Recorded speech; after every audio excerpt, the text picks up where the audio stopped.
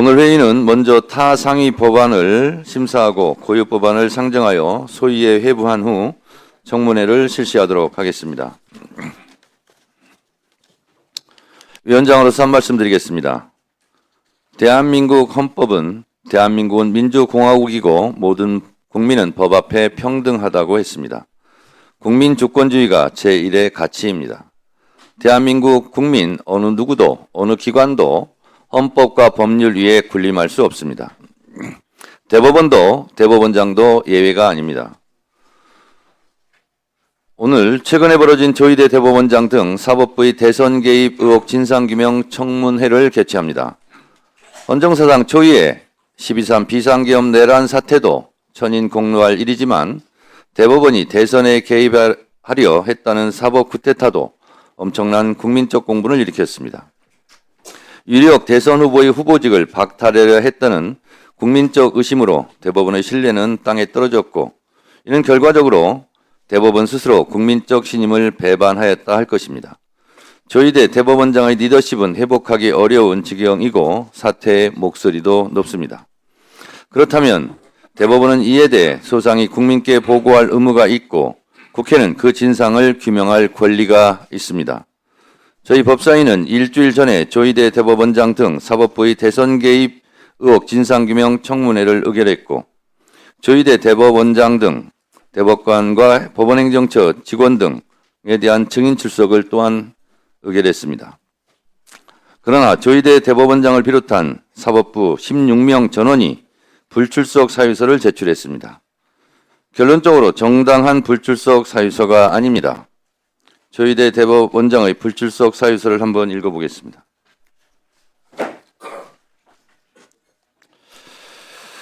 최근 대법원에서 선고한 판결과 관련한 이번 청문회는 진행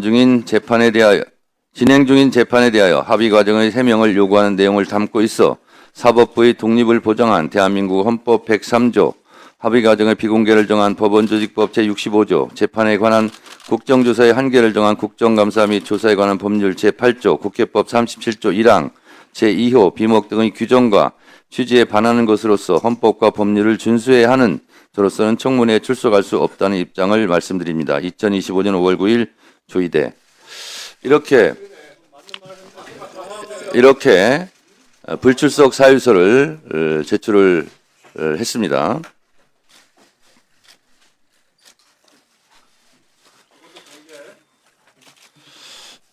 헌법과 법률을 들먹이며 청문회 불출석을 말하는 것 자체가 헌법과 법률 위반입니다.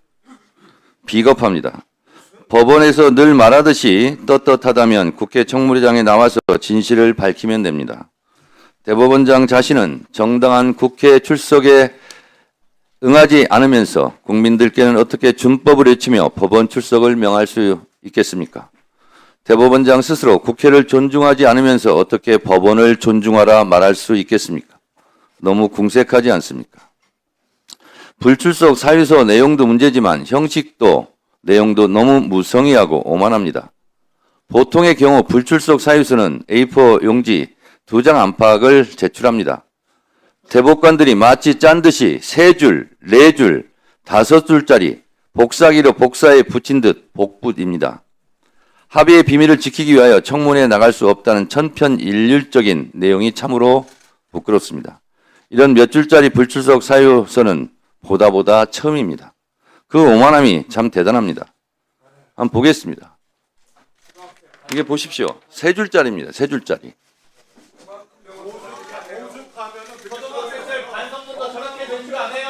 3줄짜리, 4줄짜리. 그리고 잠깐 조용히 하세요.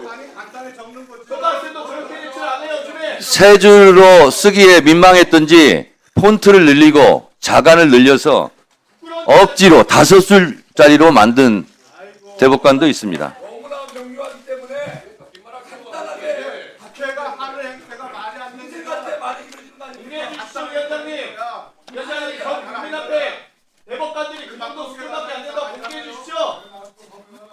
그에 비해서 6필로 본인의 입장을 소신을 밝힌 대법관도 이렇게 있었습니다. 저는 6필로 이렇게 쓴 부출석 사유서도 또한 처음 봅니다.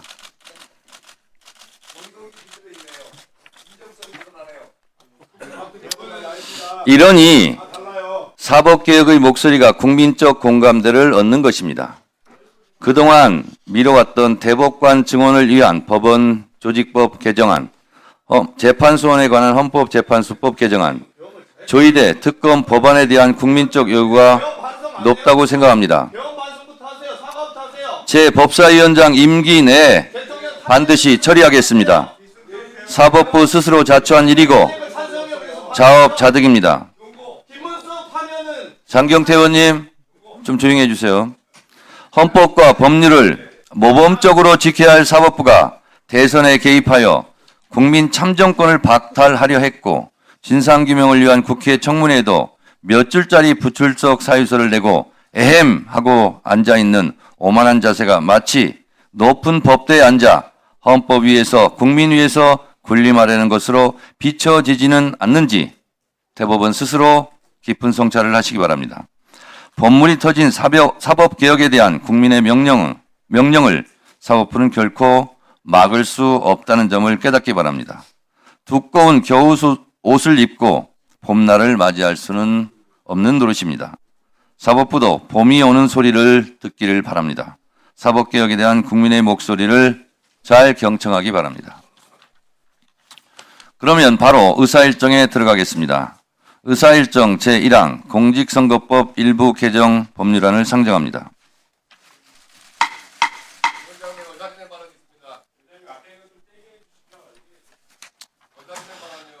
지금 국민의힘 의원들께서 앞에 뭘 붙여놓고 있는데요. 제가 국회법 위반이라는 것을 제가 말씀드리겠습니다.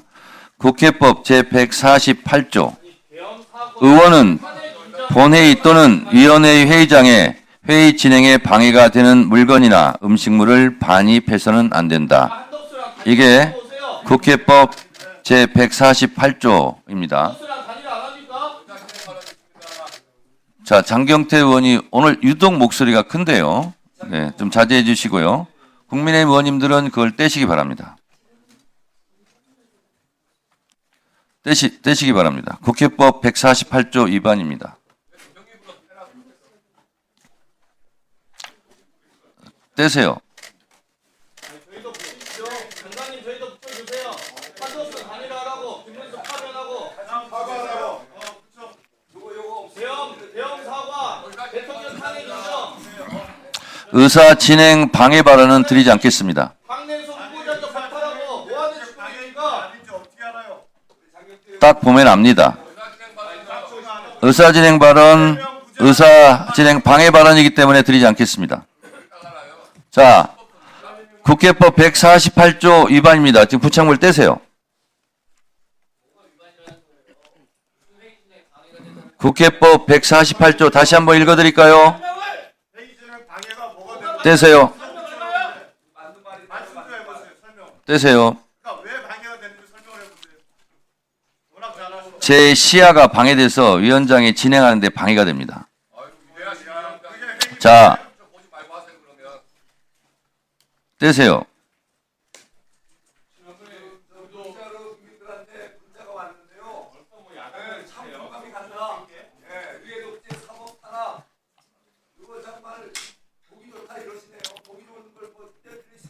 자, 떼세요.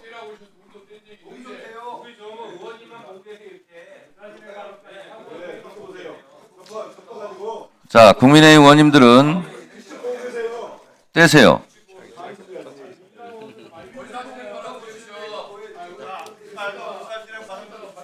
자, 유상범 간사님 떼세요. 알겠습니다. 그러면 유상범 간사님 3분 하시고 그리고 박봉기 간사님 3분 하시고 왜냐하면 이것은 부착물에 관한 거니까 양 간사님들께서 3분씩 의사진행 발언을 하고 떼시기를 바랍니다. 자, 이렇게 자, 유상범 간사님 제가 평소에 말씀드린 바와 같이 간사들의 역할이 왜 필요합니까? 이럴 때 필요한 겁니다. 의사 진행에 관한 것은 간사들이 책임지고 하는 겁니다. 그래서 각 당의 의원님들의 의사 진행에 관한 의견이 있으면 간사가 취합을 해서 간사간 의사 진행 발언을 하고 그리고 의사를 진행하는 것이 맞는 겁니다. 따라서 이 부착물에 대해서는 유상범 간사님께서 왜 붙였는지 설명을 할 기회를 드릴 테니까 의사 진행 발언 하시고 박범계 의원님 의사 진행 발언 하시고 떼시기 바랍니다. 유상범 간사님 의사 진행 발언 하세요. 그렇게 하면 내가 의사를 말을 못하죠. 그럼 하지 마세요.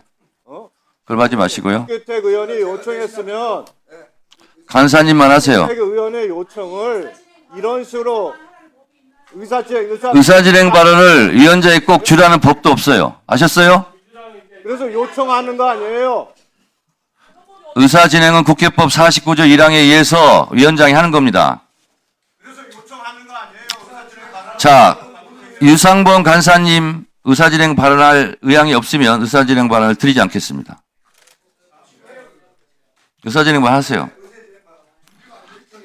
자, 유상범 간사님 의사 진행 발언 하세요. 눈빛으로 하고 싶다고 얘기하고 있어요, 지금.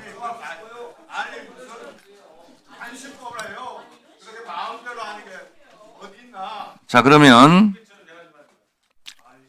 의사 진행 발언권을 드려도 안 한다고 그러니까 그러면 의사를 그냥 진행하겠습니다. 김성환 했습니까? 의사일정 제1항 공직선거법 일부 개정 법률안을 상정합니다. 오늘 그리고 장경태 의원께서 특별히 오늘 말씀이 많으신데 국회법 145조 1항에 의해서 1차 경고합니다. 오늘 잘못하면 퇴장당하실 수도 있어요. 근데 장경태 의원보다 국민의힘 의원님들이 더 심합니다. 참고해 주시기 바랍니다. 자, 검토보고 해 주시기 바랍니다. 네. 의사일정 제1항 공직선거법 일부 개정 법률안은 현행법 제250조 제1항의 당선 목적 허위사실 공표죄 구성 요건 중에서 행위를 삭제하고 제110조 제1항의 후보자 등의 비방금지 조항 및 제110조의 2 제1항의 허위사실 등에 대한 이의제기 조항의 허위사실 공표 대상 중에 행위를 삭제하는 내용으로 체계작구를 검토한 결과 별다른 문제점이 없는 것으로 보았습니다. 이상 보고를 마치겠습니다. 네, 수고하셨습니다. 법률안 심사를 위해 김용빈 중앙선거관리위원회 사무총장께서 출석하셨습니다. 이 안건에 대해 대체 토론하실 위원님 계십니까? 네, 토론은 3분을 하세요. 할 것도 많아요, 지금. 네. 3분으로 압축 요약, 이 짧게 말하는 것도 말하는 기술이에요. 예. 조배수 의원님.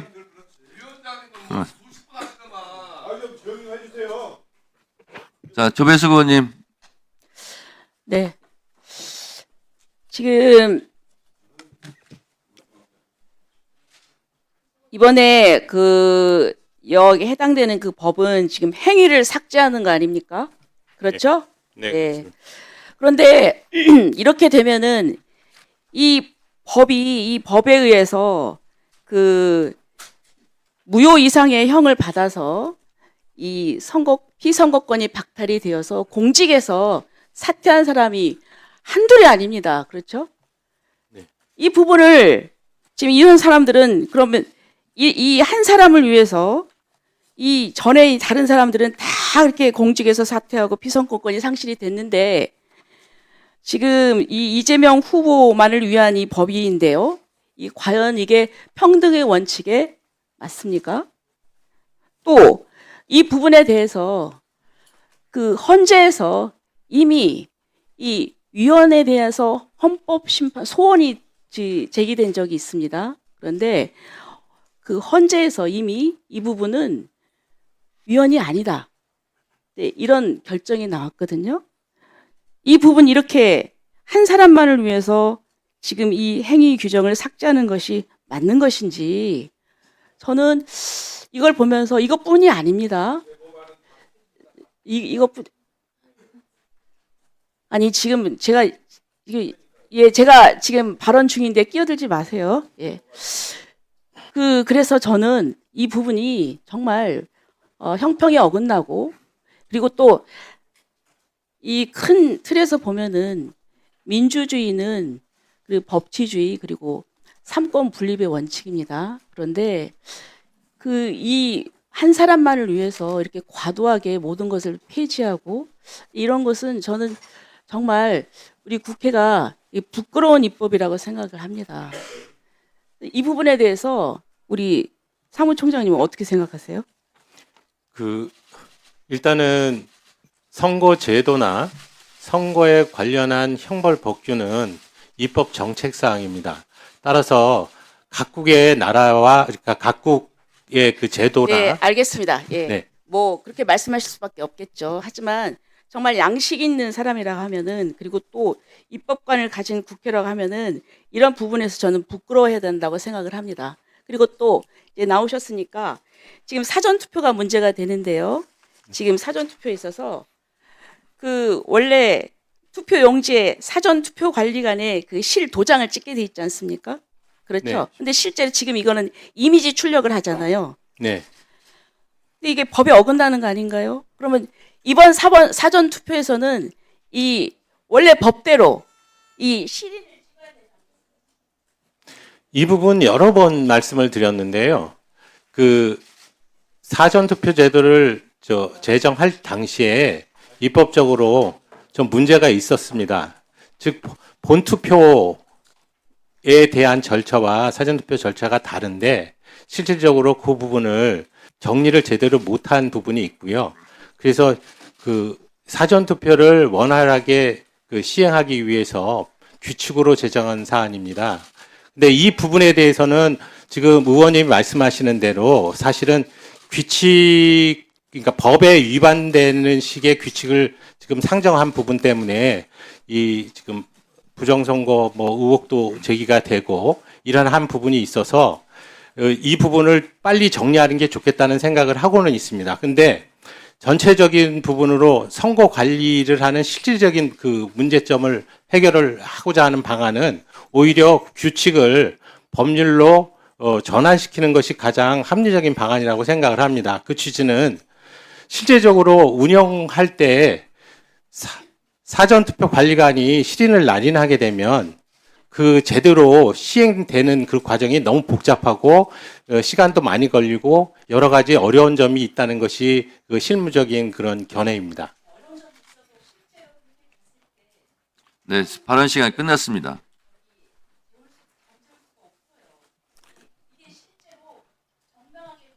조배수 의원님. 네. 네. 네. 의원님들 다시 한번 고지시켜 드리는데요. 발언 시간이 끝나고 답변하는 시간은 제가 어느 정도 드리는데 다시 마이크가 꺼진 상태에서 질문을 하시는 것은 조금 자제해 주시기 바랍니다. 네, 그다음 의원님, 박기승 의원님. 남원장 수임시 순창 국회의원 박기승입니다. 제가 공직선거법 중에 허위사실 공표죄 폐지 법안은 제가 국회 들어오자마자 준비를 해서 낸 법안입니다. 제가 이 법안을 낸 이유는 저도 현직에 있으면서 선거법 재판을 많이 해봤는데 사실은 허위사실 공표죄가 이게 정치의 사법화를 이끄는 가장 대표적인 독소 조항이라고 저는 생각했기 때문에 국회에 들어오자마자 폐지 법안을 준비해서 낸 것입니다. 미국 같은 사례를 들면 미국 같은 경우에는 표현의 자유나 국민의 알 권리를 중요시 하기 때문에 명예훼손죄라는 죄로 한 번도 형사 기소돼서 처벌된 적이 없습니다. 명예훼손죄로 처벌하는 규정 자체가 없고 미국 주 중에 두세 개 중에 명예훼손죄 규정이 있는데 되게 사문화되어 있고 한 번도 형사적으로 기소된 적이 없습니다. 미국은 그래서 마음껏 이야기하고 그 부분은 본인이 책임지는 겁니다. 그리고 그 정도가 심한 경우에는 민사상 손해배상으로 해결하고 있습니다. 그런데 우리나라는 우리나라 똑같이 헌법상 표현의 자유를 보호하고 있고 중대한 권리죠. 국민의 알 권리. 그럼에도 불구하고 지금 형법에 명예훼손죄로 처벌하고 있습니다. 그런데 지금 또 공직선거법에 그보다 훨씬 더 엄중하게 더구나 지금 당선자의 지위를 박탈하고 또 낙선자 같은 경우에도 이게 유죄 판결을 100만 원 이상 받으면 5년, 10년 출마하지 못하는 굉장히 엄격한 규정으로 되어 있습니다. 이것은 어떻게 보면은 지금 대법원에서도 돈은 묻고 말은 푼다는 그런 전체적인 흐름과도 맞지도 않고 지금은 언론이 특정 매체 몇 개뿐만 아니라 본인이 SNS로 모든 이야기를 다 반박할 수 있는 세상이 됐기 때문에 굳이 정치의 사법화를 부추기는 이런 조항을 둘 필요가 없다. 이게 제가 이 발의한 주요 논거입니다. 그리고 이게 또 자칫 이게 정치적으로 많이 악용되고 있습니다. 당선자뿐만 아니라 낙선자를 더 이상 출마 못하기 위해서 고소고발이 남발되고 있고, 심지어 지금 윤석열 전 대통령하고는 대선 기간에 엄청난 허위 사실을 발언했음에도 한 번도 조사받지도 않고 기소되지도 않았습니다. 그렇지만 낙선자인 이재명 지금 후보 같은 경우는 엄청난 조사를 받았고 또 기소까지 된 형편인데, 그래서 이런 부분들이 이제는 개정할 때가 됐다 해서 제가 이 법안을 낸 것이고, 다만 지금 이 법안 중에 특히 이제 행위 부분이 가장 문제가 많이 되고 있는데, 신정원 의원이 발의한 것은 아마 그런 부분에 한정된 걸로 알고 있습니다. 어쨌든 뭐 이것은 어쨌든 토론을 통해서 어느 범위까지 개정할지 폐지할지 정해지겠지만, 그거 아울러 지금 당선 무효 기준도 저는 100만 원에서 1000만 원으로 상향해야 된다. 이게 국민 법감정하고도 안 맞습니다. 아니 중요한 직위를 상실시킬 정도의 법위반인데 고작 벌금 100만 원 가지고 당선되느냐 아니면 무효냐 이렇게 선언한다는 게 너무 자기적이고 현재 물가 수준이나 경제 상황과도 안 맞습니다. 그것도 당선 무효 기준을 1000만 원 이상으로 상향하는 이런 상황을 제가 낸 것입니다. 여기에 대해서 한번 현재 성평의 현재 소식입니다.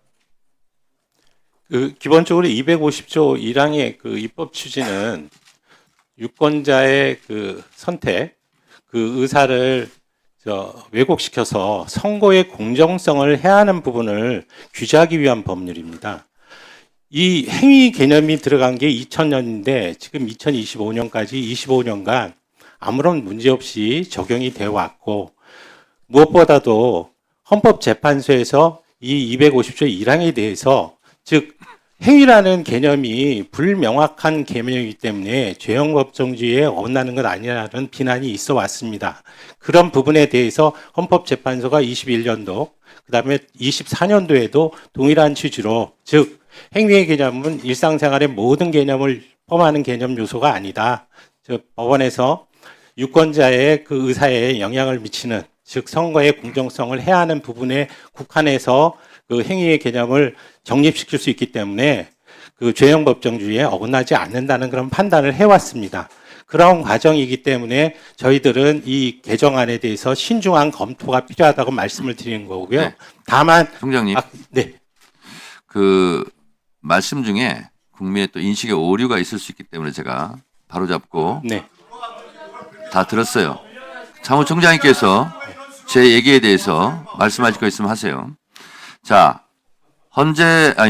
선관위 사무총장께서 말씀하신 부분은 행위라는 부분을 넣어도 죄형 법정주의에 어긋나지 않고 위헌이 아니다라는 취지를 말씀하셨죠. 네. 자, 근데 이것이 20년 전에 들어갔다면서요. 그러면 행위라는 말을 빼더라도 위헌은 아니라는 거잖아요. 그렇잖아요. 네. 맞죠? 그리고 죄형 정책적인 법정주의에 사항입니다. 네. 어긋나지 않지 않습니까? 네, 입법 정책적인 사항을 그렇다면 말씀드렸습니다. 이 행위를 넣고 안 넣고는 국회 입법 재량 아닙니까? 그게 거기에 해당합니다. 그렇습니다. 네. 그래서 이렇게 두 개를 다 말씀하셔야지 한쪽만 말씀하시는 그래서 제가 아까 하시니까 말씀드리려고 제가 했는데 끊으셔서. 제가 이렇게 확인을 해 드리는 겁니다. 네. 그 위원장이 진행하는 데 있어서 너무 그렇게 하지 마세요. 위원장이 말하는 중간에 들어와서 우리라도 말을 가볍게 만들고 이렇게 하는 건 하지 마. 지금 제가 불리한 내용을 유도했습니까? 양쪽에 반쪽짜리 진실만 있으면 안 되잖아요. 그래서 양쪽을 제가 듣기 위해서 말한 겁니다. 유상범 간사님 오늘 너버스 합니다. 너무. 왜 그러세요? 유난히 심하다는 오늘 아름다운 무엇 쓰세요? 응? 로봇은 한국어로 뭐예요? 알아서 찾아서 한번 얘기해 보세요. 자, 그리고 위원장에 대해서 자꾸 진행에 대해서 말씀을 하시는데 여러분들도 곽규택 의원님도 재선 3선 하면 위원장 할 거예요. 근데 지금처럼 하면 못할 가능성이 높습니다. 그러니까 자제하시고 위원장이 하는 것을 잘 보고 배우세요. 자, 그다음 곽규택 의원 질의하세요. 예, 요즘 이재명 후보가 방탄복을 입고 다녀서 저도 비슷한 옷을 입고 와봤습니다. 예. 아무도 자기를 해치려고 하지 않는데 스스로 피해자 프레임을 만들어가지고 방탄복을 입고 다니고요. 예, 또 이 법원에서 판결하는 것 가지고도 자기가 마치 피해자인 것처럼 단서까지 그러고 다녀요. 그런데 최근에는 마치 유세 현장에 뭐 사제 폭탄을 설치한 것 같다는 이상한 제보를 바탕으로 해가지고 또 방탄복을 입고 다니더라고요. 그런데 이재명 후보를 해치려는 사람 아무도 없어요. 피해자 아닙니다.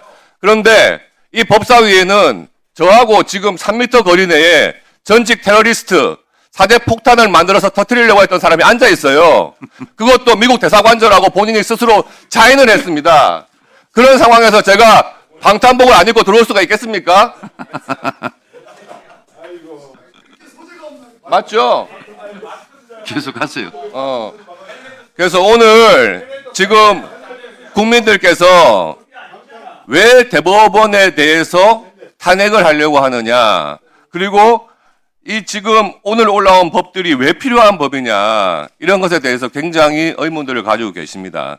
지금 우리가 대체 토론하고 있는 공직선거법뿐만 아니고 오늘 올라오는 모든 법들, 법원조직법, 헌법재판소법, 그리고 특검법, 대법원장에 대한 특검법, 이런 것들이 지금 대법원에 대한 권위를 무너뜨려 가지고 헌법재판소 밑으로 두려고 하는 그런 취지에서 다 나온 법들 아닙니까?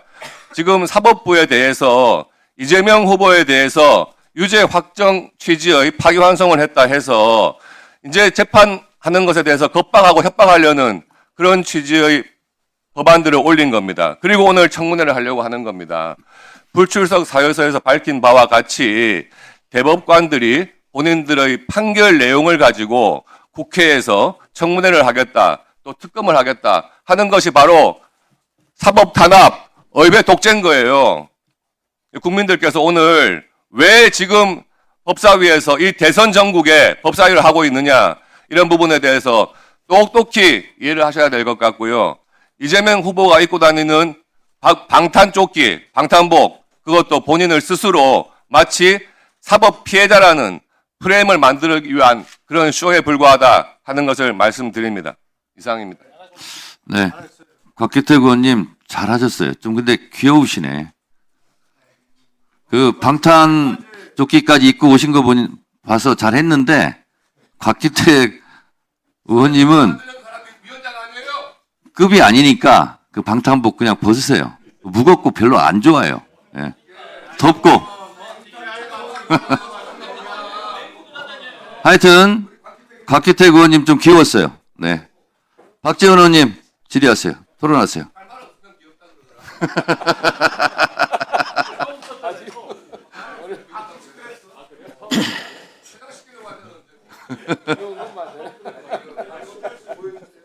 이재명 후보의 방탄복에 대해서 박기태 의원이 동일 체급으로 생각하고 착각하는 것은 매우 참 코미디입니다.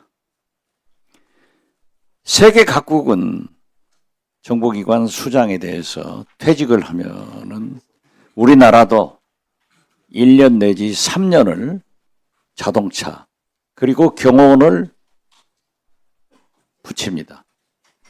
윤석열 5월 10일 취임하고 5월 11일 아침 9시에 국정원장인 저에게 전화해서 나가라. 그래서 저도 경호원 데리고 나왔습니다. 어느 날 전원 철수시켜버리더라고요. 만약 정보수장이 납치를 당하면은 국가 기밀을 불면은 살기 위해서 나라가 망합니다. 이런 사람이 자기는 대통령 파면되고 또 경호를 받습니다. 필요하니까 하는 거예요. 그런데 곽기태 의원께서 그렇게 일방적으로 폄훼를 하는 것은 옳지 않다라고 생각하고 저도 수행실장을 개별적으로 채용해서 함께 다닙니다. 위해가 있습니다. 그리고 만약 저를 납치했을 때 제가 살기 위해서 국가 기밀을 다 불어버리면은 이 나라 망합니다. 그래서 우리가 자 보십시오. 한덕수 예비 후보에 대해서 얼마나 강화된 경호를 했습니까? 이러한 것은 상대적으로 김문수 후보도 똑같이 보호를 받아야 되고 그렇기 때문에 그런 폄훼된 말씀은 좀 자제하자 하는 말씀을 드립니다. 이상입니다. 네. 주진 의원님. 이 공직선거법은 정말 웃긴 법안이자 국민을 우습게 하는 법안이라고 저는 생각합니다. 이 거짓말 잘하는 사람이 선거에 유리하도록 만드는 거거든요. 그러니까 이재명 후보 한 명 위해 가지고 선거 제도를 완전히 망치겠다는 것으로 저는 보입니다.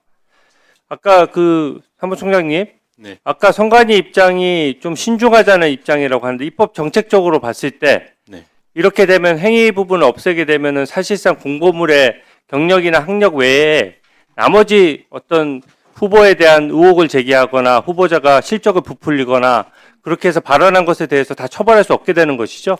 실적 같은 경우에는 저희가 이제 그 간단히 말씀해 예, 주세요. 네. 경력에 포함돼서 처벌한 예는 있습니다. 다만 컨덕트 즉 단순한 행위, 사실관계에 대한 행위 여부에 대한 허위 사실에 대해서는 입법적 공백이 발생한 건 맞고요. 네.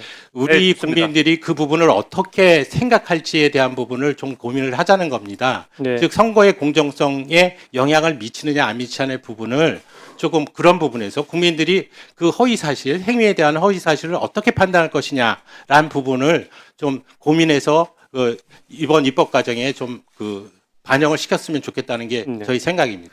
이게 선거제도는 원래 대국민 인사청문회랑 똑같은 거거든요. 민생에 바쁜 국민이 어떻게 일일이 후보자들에 대해서 조사를 합니까? 이 후보자가 여러 의혹이 제기되면 진실을 밝힐 의무가 있는 거예요. 그렇게 안 하면은 모든 의혹 제기나 어떤 비리 의혹이 제기됐을 때 그냥 아닌데요?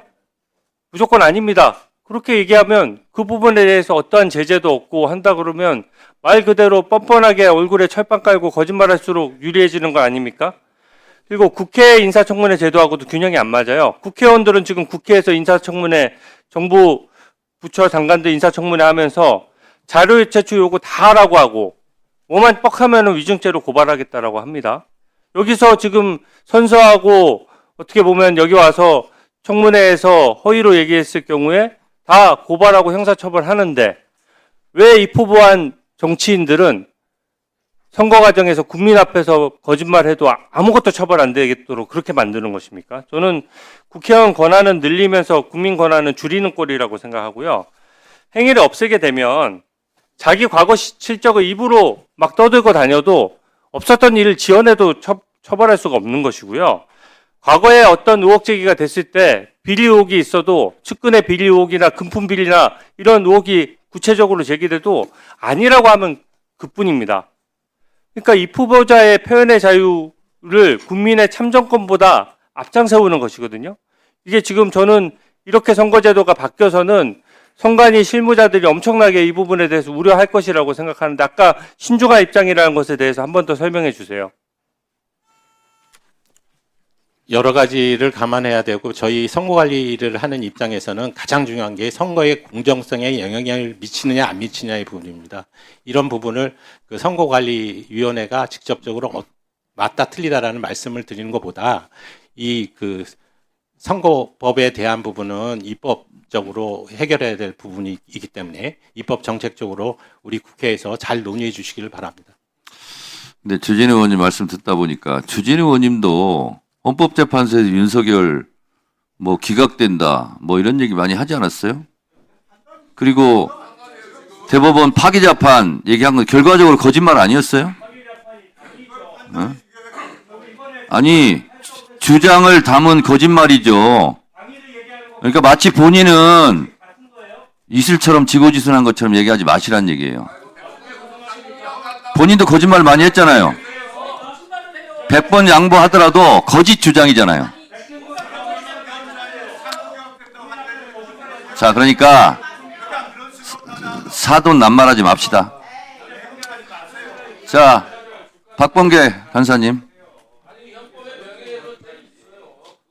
자, 조용히 좀 해봐요 좀. 네, 박범계입니다. 사무총장님.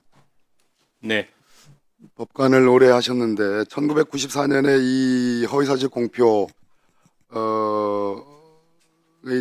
를 포함하는 아까 2000년부터 이제 허위사실 공표죄가 도입이 됐죠. 행위 개념이 예, 행위 개념이. 도입된 게 2000년. 공선법은 1994년에 네네 만들어졌더라고요. 그렇습니다. 1994년은 1988년 대한민국 올림픽 이후입니다. 왜 이런 말씀을 하냐면 1994년 이전에 대한민국에 선거가 없었습니까? 있었습니다. 있었죠. 예. 1988년에 대한민국이 선진국으로 가는 그 도상에 있었다라고 우리가 자랑스럽게 얘기하기도 했죠. 즉, 이 법이 있고 없고에 따라서 공직 선거 문화가 선진적이냐 안 선진적이냐라는 건 아니라고 보는 겁니다. 그런 취지로 아마 입법 정책적으로 결정해야 된다는 말씀이 그런 취지라고 보여져요. 자, 이 조항은 허위 사실 공표죄예요. 우리가 관념적으로 사실이라는 개념에 대한 어렴풋한 정의가 있습니다. 그리고 문제되는 조항은 행위입니다. 사실과 행위는 표현이 다르죠. 맞지 않습니까? 네 맞습니다. 다릅니다. 그리고 이재명 후보에 대한 좀 조용히 좀 해봐요, 유상부 의원님. 말씀 중인데. 자, 이재명 후보에 대한 하급심 판결 1심과 2심이 다르고 대법원이 다릅니다. 거기서 나오는 여러 가지 개념 중에 뭐 어떤 의견이냐, 사실이냐, 행위냐, 인식의 범주냐 등등의 여러 가지 다중적인 표현들이 많이 있습니다. 하급심과 대법원이 극명하게 견해가 나뉩니다. 그렇지 않습니까? 네. 맞죠? 당초에 이 행위라는 개념을 넣어서 규율하려고 했던 입법 취지에 우리 오늘처럼 법을 만들기 위해서 의원들이 모여가지고 토론할 때 지역 감정을 조장하는 행위, 이거는 곤란하지 않느냐라는 의미로 이게 들어갔습니다. 알고 계십니까? 그 당시에 당시에 그런 2000년에 네네. 예, 그랬습니다. 네. 자, 대법원이 판단한 유권자의 입장에서 유권자의 어떤 입장에서 보는 선거의 공정성 유무라는 것도 사실은 말장난에 불과해요. 제가 볼 때. 왜? 결국은 검찰과 법원이라는 사법적 기관들에 의해서 판단되는 거지. 과연 이재명 후보께서 했던 이 발언, 이 사진 가지고 만약 그것이 선거에 영향을 미쳤다면 지난번 선거와 이번 선거에 있어서 저는 큰 영향이 없다고 보는 겁니다. 여론조사 해봤습니까? 그것도 아니에요.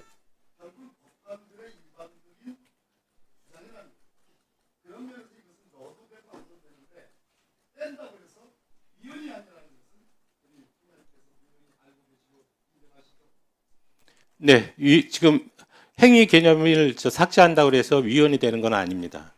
반드시 말씀드렸는데 입법 정책적으로 결정할 문제라고 말씀드렸습니다. 네. 간사님, 이성범 간사님. 아니, 지금 갈 길이 멀어요. 아니, 잠깐만요. 내려보세요, 잠깐만요. 제가 오늘 좀 가급적이면 좀 너그럽게 지금 진행하고 있어요. 그러니까 여러분들께서도 알겠습니다. 송석준 의원님, 네, 정말 토론하세요. 눈물 나네 정말. 눈물 닦으세요. 빨리 토론하세요. 네, 고맙습니다 간사님. 네, 빨리 하세요. 이제 조기 대선 20일 남았습니다. 예? 지금 선거 열기가 굉장히 커지고 있는 중에 오늘 법사위가 뜬금없이 열린다고 그래서 어떠한 중요한 안건이 있나 하고 이렇게 들여다봤어요. 했더니 오늘 6개 안건이죠. 오로지 이게 하나하나가 보니까 오로지 이재명 방탄, 또 우리 법사위라는 것이 우리 사법정의를 지키고 헌정질서를 지키는 주무상임위 아닙니까? 예? 그런데 이 법사위가 어떻게 이재명 방탄, 나아가서 이재명에 대한 엄정한 재판을 하겠다라는 사법부를 겁박하는 그런 오늘 상임위를 이렇게 선거를 앞두고 엽니까? 예? 여기 지금 앞에 이렇게 국민들께서 시원하다, 그거 잘 썼다 하는 의회 독재, 사법 탄압이라는 말이 바로 이 자리 상임위에 우리 국민들에게 보여주는 우리 법사위의 모습입니다. 이거 참 부끄러운 줄 아셔야 되는 거 아닙니까? 예? 정말 이게 뭡니까? 우리 법사위가 사법부를 겁박하는 겁사위가 되고자 하는 겁니까? 제발 우리 자중합시다.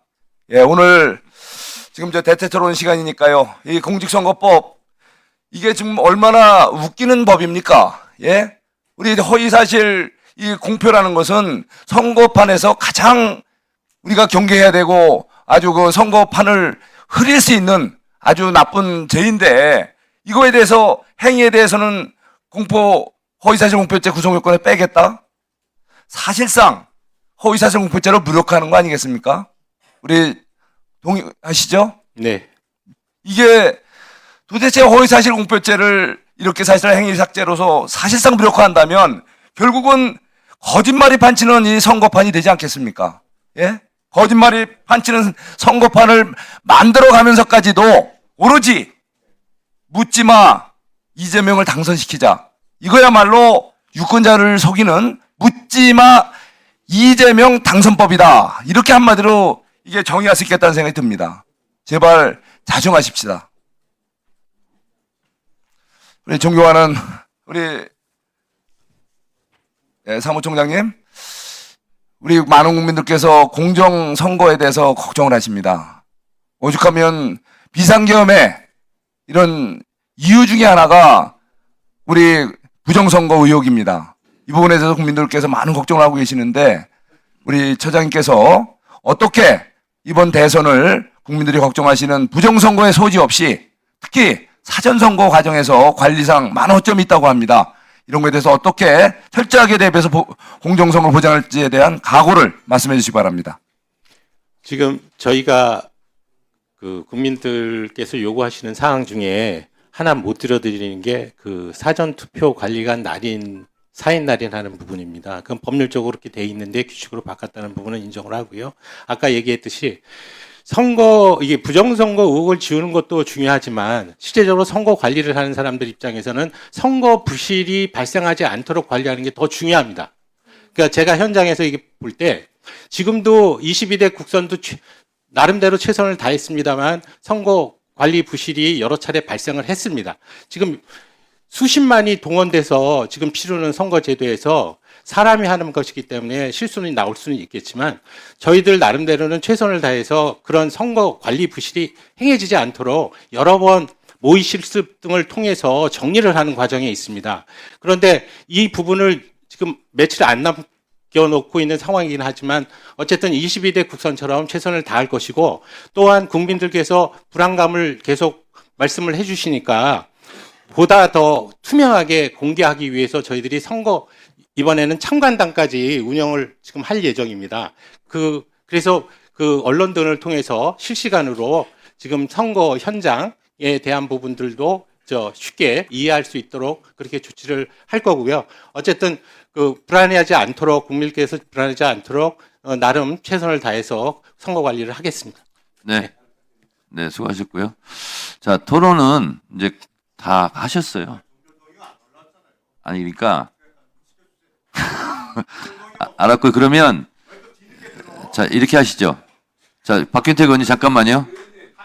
자, 토론 종결 동의 하지 마시고, 유상범 간사 하시고, 그냥 이거는 그냥 표결 없이 그냥 합시다. 자, 유상범 간사님, 네. 토론하세요. 또 이렇게 왔다 갔다 다르세요, 또. 자, 일단 토론하세요.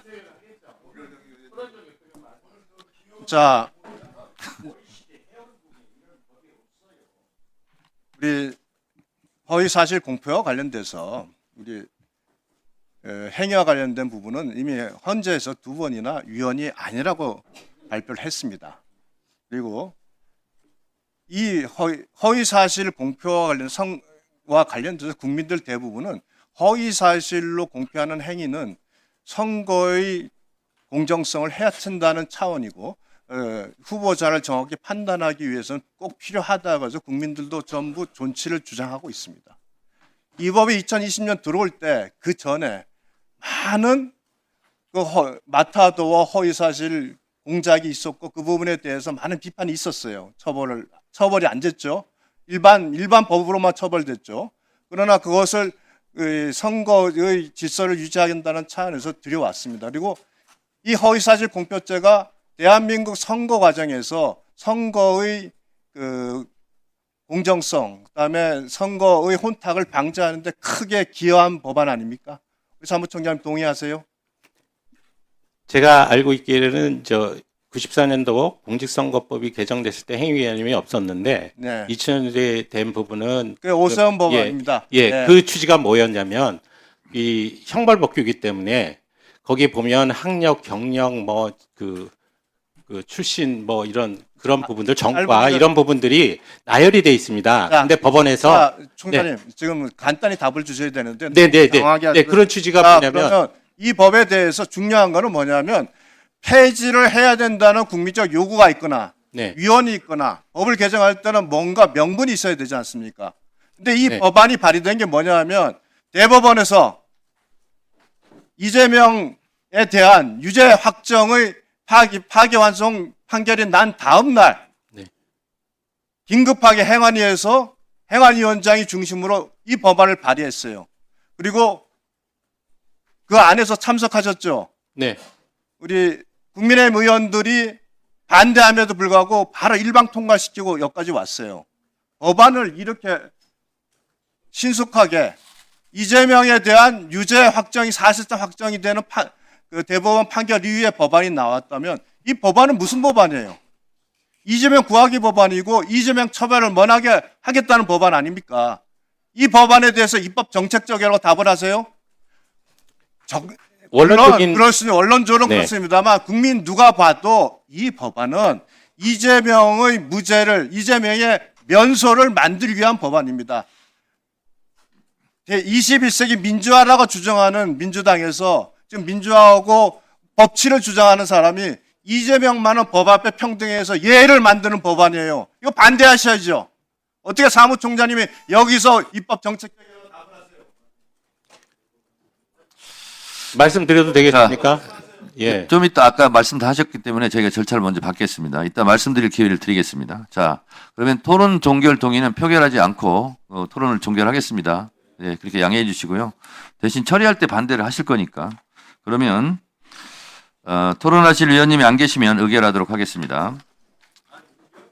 네, 토론 종결 표결을 안 하겠다고. 아니, 그러니까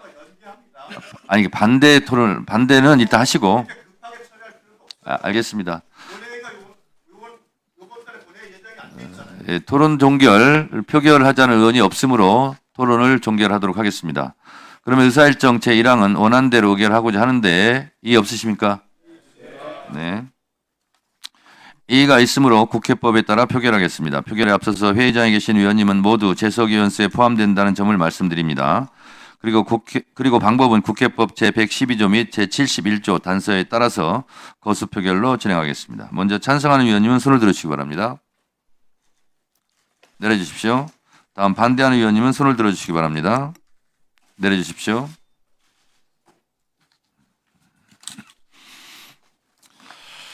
표결 결과를 말씀드리겠습니다. 재석 의원 총 16인 중 찬성 11인, 반대 5인으로 가결되었음을 선포합니다. 사무총장님, 네. 제가 선거 기간이니만큼 한 가지 좀 당부 말씀 드리겠습니다. 선관위는 적발, 처벌이 목적이 아니죠. 네, 그렇습니다. 예방하고 한때 유행어였던 계몽이 목적이죠. 더 그게 크죠. 네, 계도 업무가 중요합니다. 그렇습니다. 그래서 선관위에서는 혹시 선거법을 잘 몰라서 선거법 위반 사범이 되는 경우도 있거든요. 그래서 그런 부분에 철저히 해주시고, 그리고 일선 현장에서 선관위 직원들이 정말 고생 많이 합니다. 그래서 선관위 직원들 격려를 많이 해주시기 바라고, 다만 선관위가 활동을 하면서 가끔 가다가 좀 오버를 하는 경우도 있어요. 그런 경우도 좀 자제를 좀 해주실 걸 부탁드리고, 저희 마포에서도 좀 약간의 일이 있었던 거 혹시 알고 계세요? 네, 보고받았습니다. 네, 그렇게 하시면 안 되죠. 네. 유세를 하고 있는데 선관위 직원들이 유세차를 막 뚜껑을 열어보고 막 사진 찍고 그러면 그 보시는 분들이 저기는 뭐 선거법 위반인가 이렇게 의심할 수도 있지 않습니까? 그래서 그런 건 유세 끝나고 해도 되지 않습니까? 네. 그래서 제가 업무 활동이라도 그저 유세에 저 장애가 없도록 그렇습니다. 신중하게 그래서 하라고 제가 말씀드리겠습니다. 이거는 마치 행사장에 난입한 거하고 뭐가 다르냐 이렇게 말씀을 하시고 그랬는데 다행히 그분이 아이고 좀 죄송하다고 사과를 해서 그 부분 제가 더 이상 문제 삼지도 않겠지만 요거를 좀 표본 삼아서 그런 일이 다시는 없도록 그렇게 하시고 그 직원에게 너무 뭐라고는 하지 마십시오. 저한테 미안하다고 하시더라고요. 그래서 그걸 계기로 다른 선관위 직원들도 저렇게 무리하는 일이 없도록 하는 계기로 삼았으면 좋겠다는 생각이 들고 아까 어떤 의원님도 말씀하셨는데 부정선거는 실제로 있었다면 민주주의에 꽂힌 선거를 좀먹는 매우 중대한 사항이죠. 그래서 그런 일이 있으면 안 되겠지만 아무런 근거도 없는 부정선거 의혹 또한 나라의 근간을 흔드는 그런 행위라고 생각을 합니다. 그래서 선관위에서는 그걸 충분히 대비하고 있겠지만 빌미를 잡힐 일을 선관위에서 하면 안 되겠다. 그런 생각이 들어서 이번 대선에 철저하게 선거관리 업무에 임해 주실 것을 부탁드립니다. 네. 좋습니다. 퇴장하셔도 좋겠습니다.